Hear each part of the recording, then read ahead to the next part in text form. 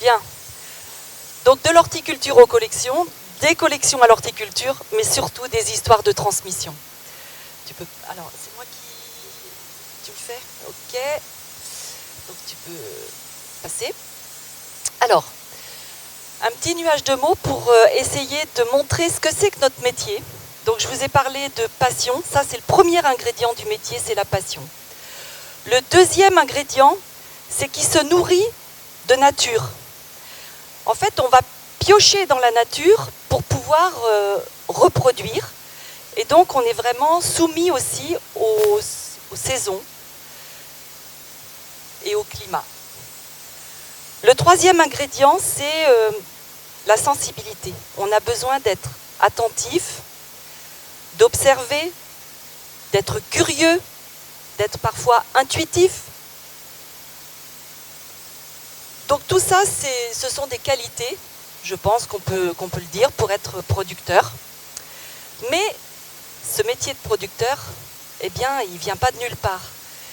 Il est nourri d'aventures humaines, parce que, eh bien, on le raconte depuis hier, hein, il y a beaucoup d'histoires autour de la botanique, et c'est souvent le fruit d'aventures humaines qui ont pu rapporter beaucoup de choses, et qui aujourd'hui nous permettent d'avoir une gamme botanique très riche en Europe. Alors, bien sûr aussi, eh bien, on parle de collections botaniques, puisque ça, on les a à notre disposition, et surtout, on a besoin de les transmettre, on en a hérité, et notre boulot, ça va être de les transmettre. Alors, évidemment, on ne peut pas parler non plus d'horticulture sans parler d'orangerie, mais qui sont devenues aussi des serres, et des serres de production, mais à l'époque, c'était des orangeries.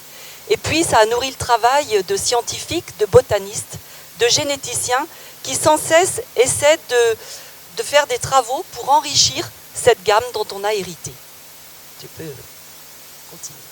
Alors, je vous invite à venir faire un petit tour au Cannebé. Donc, nous sommes tout près de Montpellier. Nous cultivons depuis presque 35 ans des bougainvilliers, puisque ça, c'est depuis le début, des lantanas, et puis plein d'autres choses, mais on va surtout parler de ça. Vas-y. Alors nous avons aujourd'hui, ça c'est une vue aérienne de l'entreprise, nous avons presque 4 hectares de production, 25 000 mètres, donc 2 hectares et demi sous serre, mais on travaille beaucoup aussi avec l'extérieur pour acclimater les plantes. Nous sommes tout près de Montpellier et de la mer Méditerranée. Vas-y. Alors, notre entreprise, elle se base sur ce que j'appelle des fondamentaux. Notre ADN, c'est la production. Nous sommes des producteurs. Philippe, qui est là, dit souvent, moi je suis un créateur de vie. Et ça prend du sens.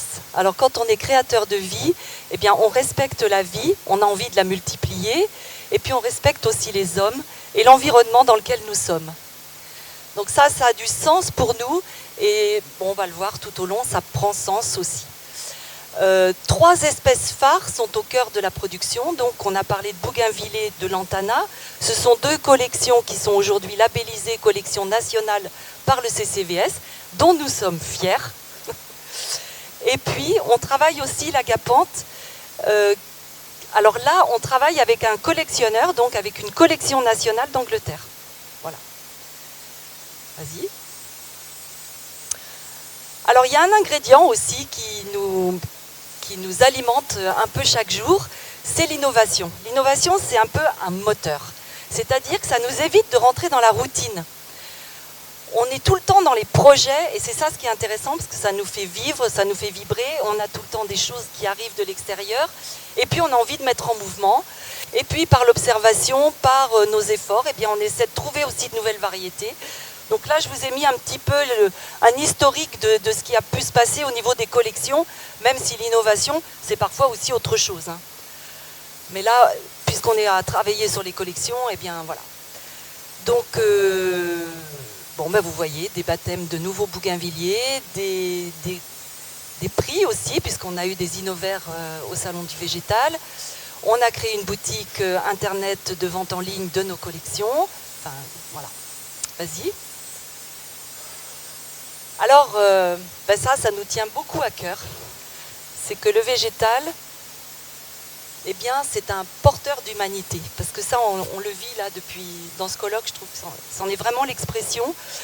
On ne peut pas imaginer un jardin sans hommes, et je pense qu'on ne peut pas imaginer les hommes sans végétal non plus. On est intimement liés, on est tous les deux vivants. Alors, Aline nous disait que ce n'était pas tout à fait pareil hier, mais il n'empêche qu'on est tous les deux vivants et que eh bien, ça nous rapproche aussi souvent. S'il n'y avait pas le végétal, on ne serait pas tous là aujourd'hui à en parler. Et donc, c'est un vrai porteur d'humanité, ça a vraiment du sens. Et c'est un emblème environnemental parce que c'est très proche de la nature. Voilà. Alors, vas-y. Donc nos engagements pour la nature, ça c'est aussi quelque chose qui prend sens dans notre entreprise. C'est comme on est des créateurs de vie dans un contexte naturel, qu'on transporte cette image, eh bien on a eu envie de le montrer de façon tangible, et on a chez nous des certifications environnementales, des pratiques aussi qui font qu'on essaie d'être le moins impactant possible, parce que ça c'est une vraie demande sociétale aussi, une demande politique, on l'a entendu hier. Donc ça prend du sens avec ces certifications. On a donc MPS, on est ISO 14001 et on est reconnu haute valeur environnementale. Tout ça, je ne l'ai pas mis, mais c'est aussi porté par un label qui s'appelle Fleur de France. Et donc on produit du Fleur de France, de la proximité et du respect de l'environnement. Vas-y. Et puis évidemment, on produit des collections. Alors ça, c'est le petit plus du Cannebé, hein, c'est qu'on essaie de s'intéresser donc à des collections botaniques. Ça, c'est du lantana, quelques fleurons de lantana qu'on a acquis depuis... nos collections s'enrichissent au fil des ans depuis 35 ans. Vas-y, continue, c'est le bougainvillier. Et alors le bougainvillier, ce qui est très intéressant, c'est qu'il a une belle histoire, une histoire que beaucoup de gens connaissent. Mais alors là, au niveau storytelling, c'est nickel parce que ça nous permet de le mettre dans une, comment dire, dans une profondeur d'années dont on est, nous, des maillons. Voilà. Vas-y, continue. On en a donc plus de 120 variétés, une soixantaine de variétés dans les lantanas. Donc comment on en est venu aux collections? Parce que ça, on a parlé de métier, on parle d'exploitation, de production. Comment on en vient aux collections? Eh bien, il y a quand même des ingrédients. Et le premier ingrédient, c'est Philippe, qui est anti-bois, donc mon mari, et qui, depuis son plus jeune âge, s'est intéressé aux plantes de son environnement. Et quand on a eu envie de s'installer, c'est vers ça qu'on est allé, parce que ça avait du sens. Il parcourait depuis sa plus tendre enfance des jardins méditerranéens. Il avait aussi un petit contentieux avec le bougainvillier, parce qu'il y en avait un le long de la façade de sa maison, et que chaque fois que son papa le taillait, eh bien, les roues du vélo crevaient, parce que le bougainvillier, c'est épineux. Donc moi, j'appelle ça un accroche-cœur, mais bon, lui, il avait un contentieux avec. Et puis, les lantanas font aussi beaucoup partie du paysage méditerranéen. Et pour moi, le lantana, je dis souvent, c'est les pépites de l'été. C'est vraiment une fleur d'été qui a des qualités exceptionnelles, de résistance au sec, de floribondité, de couleur et de résistance au froid aussi. Vas-y. Alors, au fil du temps, nous, les horticulteurs, nouvellement installés, eh bien, il y a donc 35 ans, depuis 35 ans, nous avons naïvement collecté des variétés nouvelles, puisqu'on avait des bougainvilliers, des lantanas. Bien, dès qu'on envoyait des nouveaux, hop, on les apportait, et puis, eh bien, on les collectionnait, mais sans parler de collection. Et puis un jour, la rencontre s'est faite avec des gens du CCVS qui sont passés au Salon du Végétal et puis qui ont vu ce petit album photo qu'on avait fait, voilà, en faisant comme un petit catalogue. Et ils nous ont dit, mais vous savez ce qu'on fait, nous? On répertorie des collections et on n'a pas la collection des lantanas, est-ce que ça vous intéresserait? Et pourquoi pas? Alors on s'est dit, oui, on va commencer à faire, et puis ça a été l'occasion de très belles rencontres, hein, avec des gens qui sont venus donc voir la collection, qui l'ont labellisée. On a eu l'occasion de rencontrer aussi Frédéric Potts, qui est venu en 2011 voir la collection.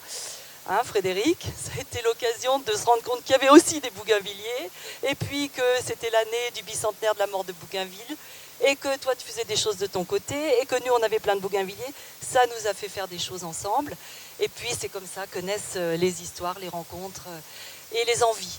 Et du coup on a eu envie d'obtenir, d'aller plus loin dans les collections. Et le CCVS a été un moteur pour constituer nos collections. Voilà, vas-y. Donc, pour en revenir à l'histoire, je pense que c'est important dans notre histoire de transmission de parler d'histoire parce que, évidemment, on n'a rien inventé. Et c'est un métier qui se nourrit d'héritage. Allez, vas-y. Donc, évidemment, on va parler de l'histoire de Bougainville parce que c'est tellement simple. Donc, eh bien, ce sont avant tout des histoires d'hommes et de femmes. Bien sûr, on l'a évoqué hier, mais bon, je ne peux pas m'empêcher de le rappeler.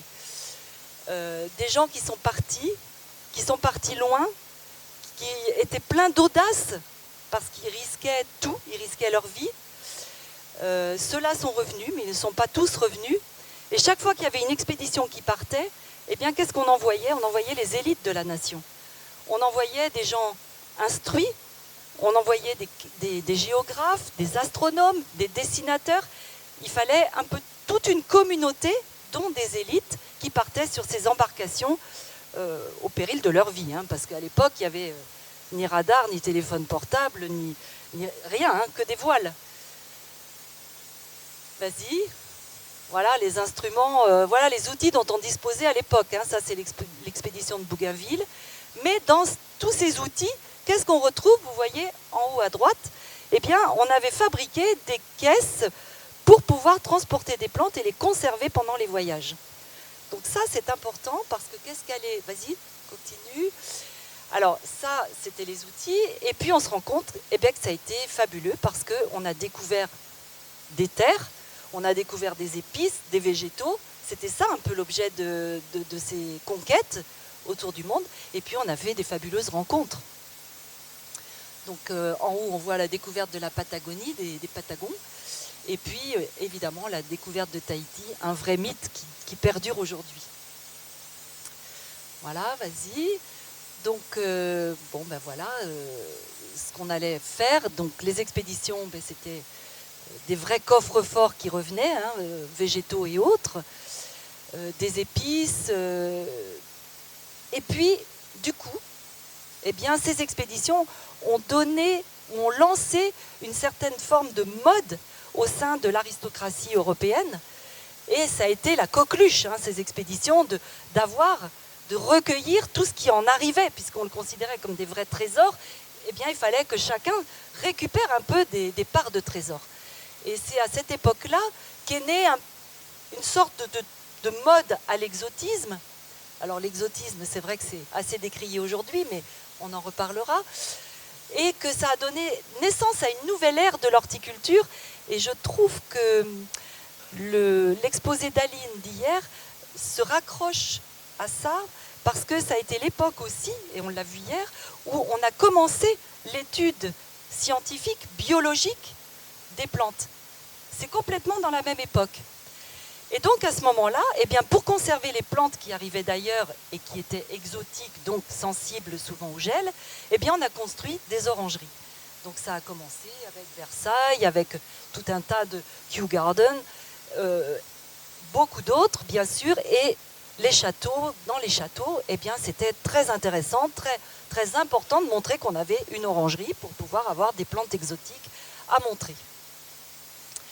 Voilà, alors aujourd'hui, évidemment, ces orangeries, bien, elles ont été transformées en serres de production chez les professionnels. Et puis, on se demande beaucoup où seront les serres de demain, parce qu'avec l'agriculture urbaine, on en parle beaucoup aussi aujourd'hui. Vas-y, continue. Alors, qu'est-ce que c'est l'exotisme? C'est un concept, c'est quelque chose qu'il faut garder, qu'il faut décrier. On parle de plantes exotiques envahissantes, et pourtant, on n'a jamais autant rempli les avions pour aller se nourrir d'exotisme.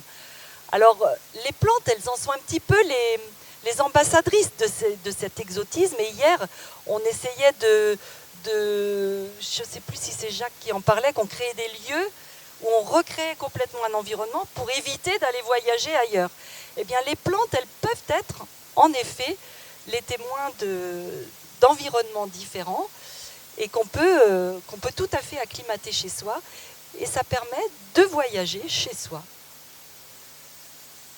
Voilà, en tout cas, l'exotisme, si on peut dire, ça veut dire, enfin pour moi, la définition de l'exotisme, c'est ailleurs.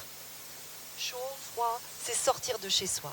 Donc les plantes nous invitent à sortir de chez nous. Vas-y. Et puis, ça date depuis déjà longtemps, et je voulais citer le grand Blotreau, dont on a parlé hier aussi, Jacques a parlé, qui est un grand témoin de l'époque, puisque à l'époque, dès 1900, on installe une chaire d'agronomie coloniale.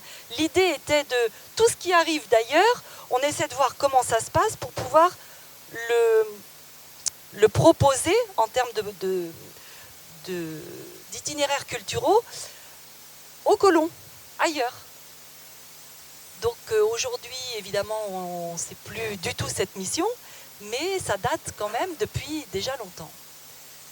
Et puis, le deuxième, eh bien, c'est le parc de la Tête d'Or, où on a fait de jolies choses aussi avec Frédéric, mais avec des serres... Alors là, c'est pareil, hein, on voit que dès 1860, la botanique arrive dans les programmes de grandes écoles, des grandes villes, et donc les premières serres ont été faites au parc de la Tête d'Or et ensuite transférées dans le parc d'aujourd'hui. Donc aujourd'hui, il y a un jardin botanique renommé, mais il y a aussi un véritable poumon d'oxygène pour la ville de Lyon, et ça fait consensus. Bon, là, on ne va pas rappeler ce que... Donc l'idée, c'était de dire que la botanique, c'était en effet une science humaine, humaine qui est adressée au végétal. C'est une quête permanente des hommes. Mais je voudrais rappeler aussi, quand je disais le végétal est porteur d'humanité, très souvent, les plantes portent le nom des hommes. Et quand on parle de Bougainvilliers, est-ce qu'on se souviendrait de Bougainville s'il n'y avait pas un Bougainvilliers? Donc la mémoire des hommes passe au travers des plantes. Et puis, évidemment, riche palette végétale, voilà. Alors au Canbé, si on revient, si on est des héritiers de ces épopées, eh bien au Canbé, on a envie d'aller plus loin. Alors, une fois les collections agréées, puis décrétées collection nationale, eh bien on a accueilli un jour un mémoire d'ingénieur, une jeune ingénieure qui est venue passer 6 mois, et avec cette mission de dire, on a envie de mieux caractériser notre collection et d'en savoir plus. Voilà. Donc elle est arrivée, et avec beaucoup de minutie, de patience, de rigueur scientifique, accompagnée des conseils techniques de Frédéric, eh bien nous avons pu établir notre collection nationale de Bougainvilliers. Alors ça, c'est aller plus loin, c'est envie de partager, de transmettre, évidemment. On a donc créé un site de vente par correspondance, parce que chaque fois qu'on parlait de nos plantes, on nous disait, mais où est-ce qu'on peut les trouver? Donc ça a été une réponse un petit peu de dire, eh bien, on les met sur une boutique en ligne. Et puis, il y a eu aussi la création de l'association Plantes et Cultures, donc des collègues sont parmi nous aujourd'hui, qui est une façon collective de faire vivre des collections quand on est des professionnels, des producteurs.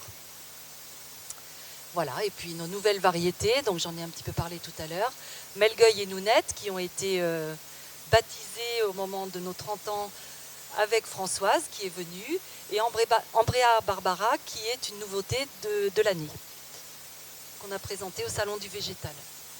Vas-y. Voilà, donc ça, c'est notre jeune ingénieure, Antea, qui elle-même était polynésienne. Donc, c'est un peu un bougainvillier parmi les bougainvilliers, notre Antea. À la suite de son mémoire, on l'a gardé, parce qu'on s'est dit, en fait, un mémoire, ça donne faim. On a envie d'aller plus loin. Donc, on l'a gardée, elle vient juste de repartir pour retrouver son île natale. Ça, on n'a rien pu faire. Et puis, entre-temps, eh bien, on a fait une belle rencontre avec un breeder du CIRAD, qui lui est spécialiste de la banane, mais qui est breeder. Donc, quand on parle de génétique, eh bien, on peut se dire que ça s'applique au monde végétal. Et donc, on a finalisé une convention d'accompagnement avec ce breeder du CIRAD, donc avec le CIRAD. Et on a aujourd'hui employé un jeune apprenti qui est en licence professionnelle d'amélioration variétale. Donc, eh bien, on va continuer le travail d'Antea. Vas-y. Alors voilà, au fil du temps, nos collections, c'est d'abord apprendre à se connaître. Apprendre à se connaître, une collection, c'est un peu comme une grande famille. Vous savez, quand on a beaucoup d'enfants, ils sont tous différents, mais ils ont les mêmes parents. Et les parents, eh bien, ils apprennent au fil du temps à connaître leurs enfants. C'est un peu ça, une collection. Nos bougainvilliers, ils se ressemblent tous, ils sont des bougainvilliers, mais chacun est différent. Alors, évidemment, on a établi une espèce d'arbre généalogique. Vas-y. Et puis, on apprend à les reconnaître par leurs couleurs, les observer, les assembler, les distinguer. Donc ça, c'est le regard couleur, un peu comme une forme de pantone. Vas-y. Et puis, on a regardé comment ils se comportaient. Donc, par rapport au thermomètre, par exemple, on a des sensibilités qui sont différentes selon les variétés. Vas-y. Et puis, on a appris à voyager pour aller les reconnaître aussi. Et parfois en rapporter. En haut, à gauche, on a le violet de Metz. Je ne sais pas. C'est là. Ouais.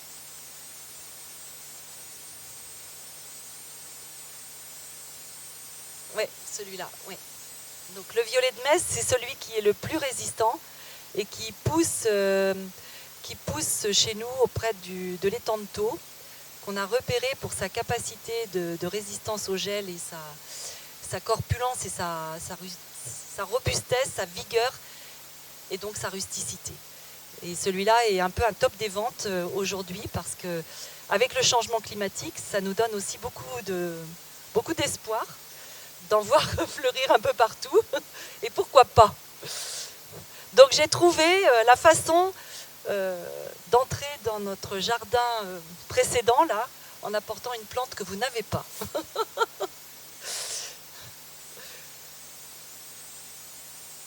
Alors, comment ça se valorise tout ça, tout ce métier? Donc ça, c'est un vrai sujet. Et hier, on en a un petit peu parlé avec Bertrand Turc. C'est un vrai sujet parce qu'on est animé par des passions, on y met de l'implication, ça coûte aussi. Comment on peut faire pour être reconnu? Au Canbé, 98% du chiffre d'affaires est fait avec des professionnels. Donc quand on vend à des professionnels, on n'est pas sûr que derrière, l'information va être transmise. Encore des histoires de transmission.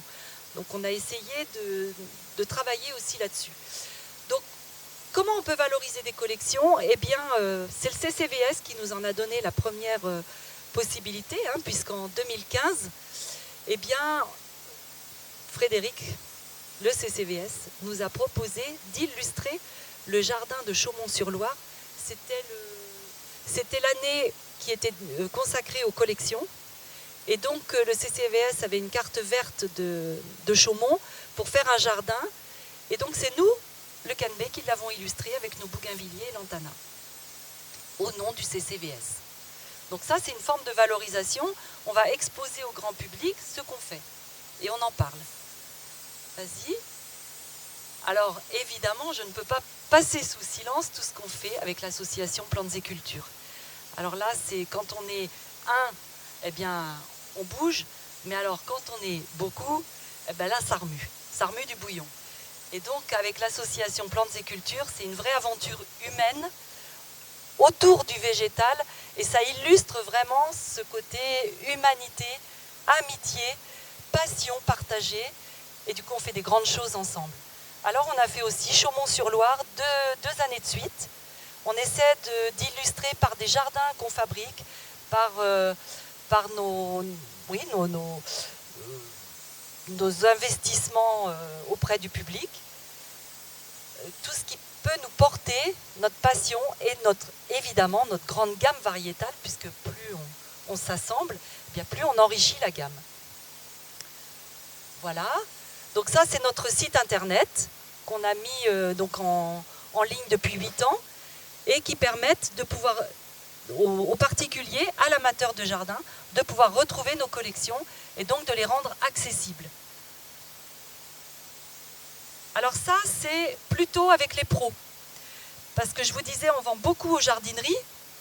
Eh bien, comment on peut faire pour que les plantes parlent toutes seules finalement? Parce qu'elles partent de chez nous, elles vont en jardinerie, là il y a un filtre, et ensuite, c'est le consommateur qui arrive. Et souvent, le consommateur dit, moi je voudrais un lantana, je vais prendre celui-là, j'y connais rien, je ne sais pas trop comment ça se passe. Alors on essaie, nous, puisqu'on connaît bien nos collections, eh bien, on a fait ce qu'on appelle des ILV, des informations sur le lieu de vente, où on a proposé des sélections par usage.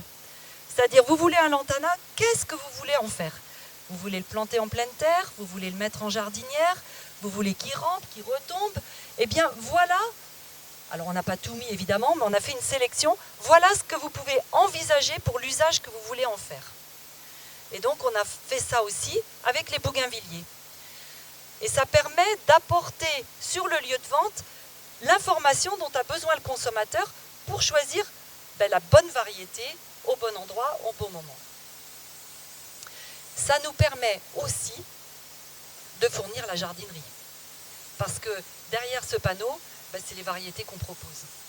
Donc on essaie de faire du gagnant-gagnant. Voilà. Et puis, je vais parler de l'opération qu'on fait avec Truffaut depuis plusieurs années. Truffaut est assez branché quand même botanique. Et notre collection les a intéressés. Et ils nous ont proposé de faire une opération nationale avec tous les magasins Truffaut pour mettre en valeur donc, nos collections. Donc on a même été cité dans le magazine Truffaut. Et ça fait la 3e année qu'on envoie donc dans chaque magasin une collection. Donc ça, c'est une façon aussi de valoriser et de se distinguer. Alors, c'est aussi s'investir, parce que qui peut mieux parler des collections que ceux qui les détiennent? Donc c'est aller à la rencontre des gens. Donc là, vous avez à gauche une image d'un festival qu'on fait depuis une photo, pardon, qu'on fait depuis plusieurs années à Montpellier, qui s'appelle Sève. Ne pas confondre, scène d'expression végétale éphémère, non pas service des espaces verts. Et puis à droite, c'est une photo d'une manifestation à laquelle on participe chaque année, qui est près d'Aix-en-Provence et qui est un petit peu l'équivalent du Courson du Sud. Voilà. Alors, être pédagogue, ça c'est important. On en parlait hier aussi, quand on est trop dans notre microcosme à parler latin et à parler avec des mots techniques, ça ne parle pas à tout le monde. Donc la pédagogie, c'est pouvoir aller aussi, avec les mots des autres, expliquer. Alors on a donc fait une petite brochure qu'on distribue, et puis voilà, on essaie d'avoir ce rôle de pédagogie pour expliquer comment on peut entretenir, conserver, pérenniser la plante qu'on achète, ou dans quelles conditions on peut le faire. En bas à droite, c'est la folie des plantes, parce qu'on est allé aussi, une fois à la folie des plantes, invité par la ville de Nantes. Ça a été une super rencontre déjà, et puis super manifestation. Et alors là, je pense qu'on l'a peu abordé hier, peut-être l'avez-vous fait avant-hier, mais la communication, c'est important. Et il ne faut pas oublier les maillons de la chaîne qui sont des transmetteurs, qui sont les journalistes.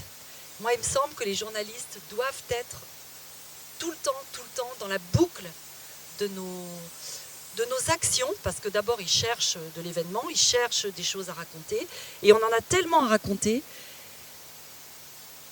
Et moi, je le sens comme ça, c'est que le monde du végétal, il est très riche. On l'a vu tout à l'heure, il y a beaucoup d'humanité autour. Et chacun a des fonctions différentes. C'est un peu comme les maillons d'une chaîne qui s'assemblent et qui font une grande chaîne. Et là-dedans, il ne faut pas oublier ceux qui communiquent. Je pense que ça, c'est vraiment un gros vecteur. Alors que ce soit journaux ou télévision, pourquoi pas. On a eu un petit programme, nous, sur Silence ça pousse. C'était une belle expérience aussi.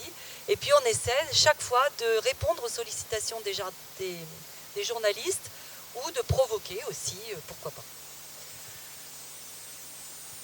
Alors voilà, l'idée c'est de donner l'envie, donner les clés de la réussite à tout un chacun.